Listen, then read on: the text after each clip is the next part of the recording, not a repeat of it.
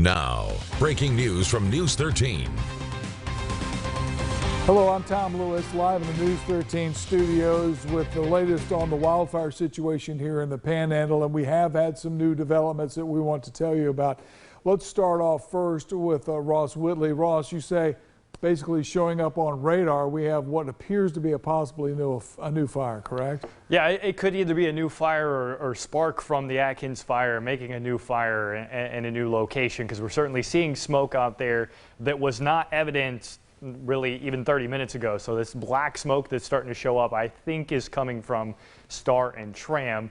Getting reports that there's a fire around there. That is a part of that evacuation zone that is the Atkins fire, but this may be a new area burning right there. Now that's unconfirmed. We're trying to get resources over there and get information in to confirm that, but it does appear that we are seeing smoke in a new location that we were not before.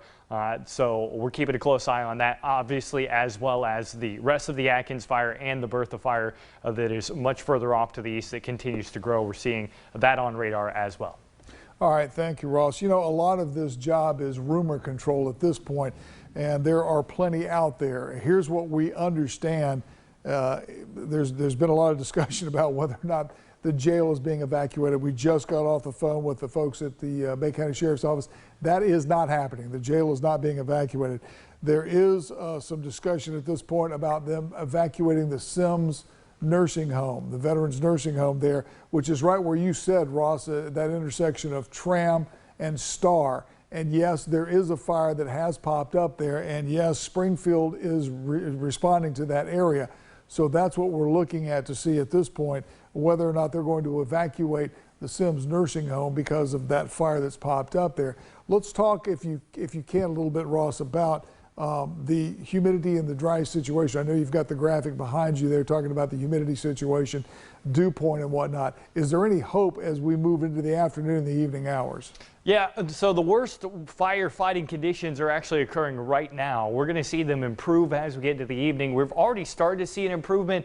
If you've been following our updates throughout the day, it's not coming from the wind, but actually our dew points. So when we started out these updates, our dew points were in the mid-50s, and they've been climbing steadily. We're all the way up to 62 for that dew point. We're just waiting until we get to the evening hours where we start to see this temperature come down, and we'll see our relative humidity really spike on up, because we're going to be very humid as we go into the overnight hours tonight. We're likely even going to see fog develop. That's bad news for the areas around the fires, because it's going to suppress that smoke back to the surface, much like what we saw on Friday night and Saturday night, that smoke gets pressed down to the surface, so you start to smell the smoke a lot more thick, especially in the areas where the wind is prevailing.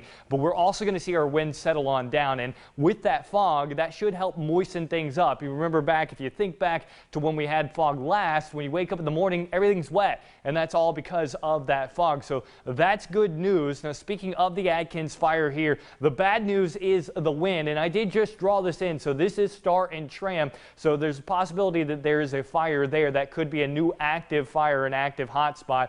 The other active hotspots, I've kind of taken a couple off the map based off of the latest that has shown up from the Forestry Department, as well as Bay County Emergency has been posting active maps. They're still dealing with hotspots out there, certainly not what they've had the last couple of days, because they're doing better with containment overall, just because things that have burned are obviously no longer fuel for the fire, but a possibility that we're seeing a new fire there. Temperature at 80 degrees near the fire, that's not helping things out. Relative humidity at 56%, and our winds, that's the worst thing about what's going on today, is the wind out of the south-southeast at 21 miles per hour. How about the Bertha fire? I've got the radar overlaid here. We're seeing a new spark up back across the burn zone in northern Gulf County, so that's helping to cast embers further up, and we are seeing a slow progression of the northwestern flank of that fire as well, moving up toward Lee Road.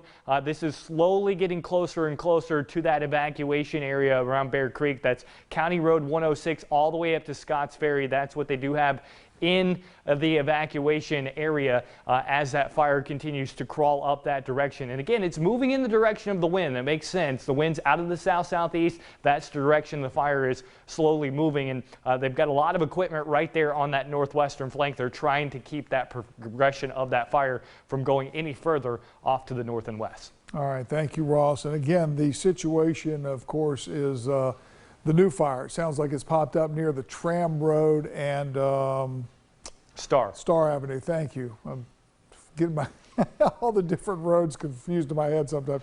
But Star and Tram Road, that is again near the Sims funeral home. There is discussion, but have not made a call yet as to whether or not they're going to evacuate that funeral home. They are not evacuating the county jail this time. That is another rumor that's out there spreading around. So we want to clarify that as soon as possible. That is not happening. The governor will be back at 3:15 supposedly for his news conference. Yesterday he was early, so we're thinking sometime between 3 and 3:15. Yes, ma'am. Evacuating Sims. They are evacuating Sims Veterans Nursing Home. That is now confirmed. So that is taking place. My understanding is it'll take them about an hour to evacuate that facility. So that is now confirmed. Sims Veterans Nursing Home is being evacuated at this time. We do have crews on the scene there, and Springfield is handling that. The City of Springfield Fire Department, Police Department are handling that evacuation. So we're going to keep you updated. Again, if something new should develop and we need to break in, we will.